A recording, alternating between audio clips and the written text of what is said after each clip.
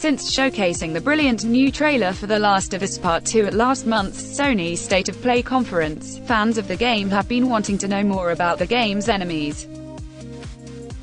The trailer caught special attention because it not only elaborated more of the story and setting, but it was the first time any non-human enemies were seen.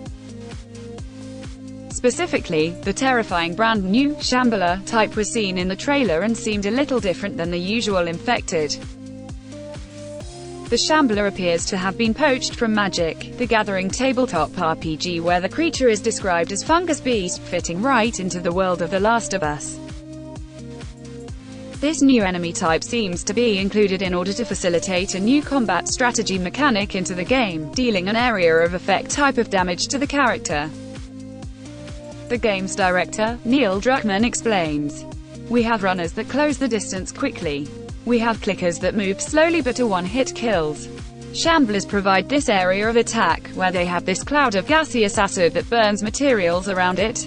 It burns your skin. The way you saw it in this demo is that they're mostly on their own. It gets really interesting because you have a cloud that hurts you when you enter it, but it also blocks your view. Then runners burst through it. So the combinations get really interesting."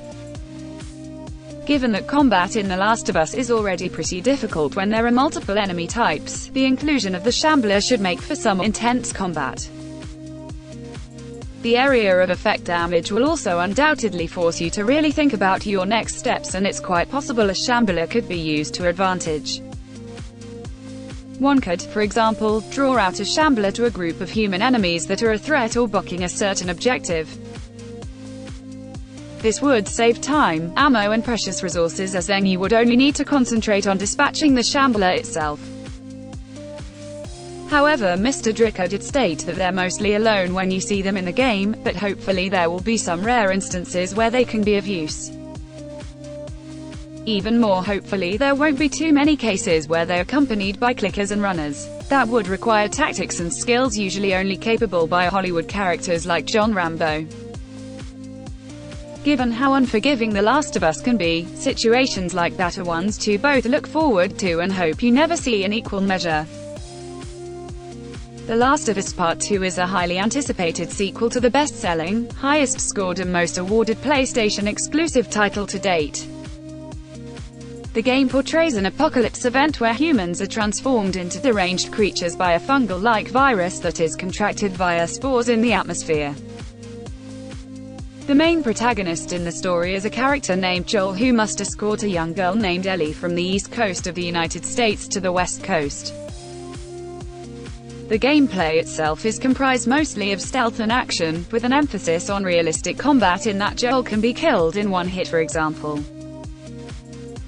The sequel picks up several years later, and from what has been shown, this time around we get to play as Ellie, who is now older and wiser and has her own story to tell. Not much is known about the story at this point except that Ellie is the target of a sinister cult-like group, which isn't surprising given her status saga.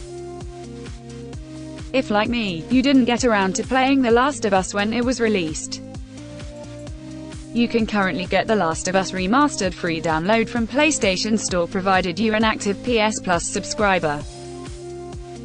The Last of Us Part 2 is scheduled for release on the 21st of February and is a PlayStation 4 exclusive.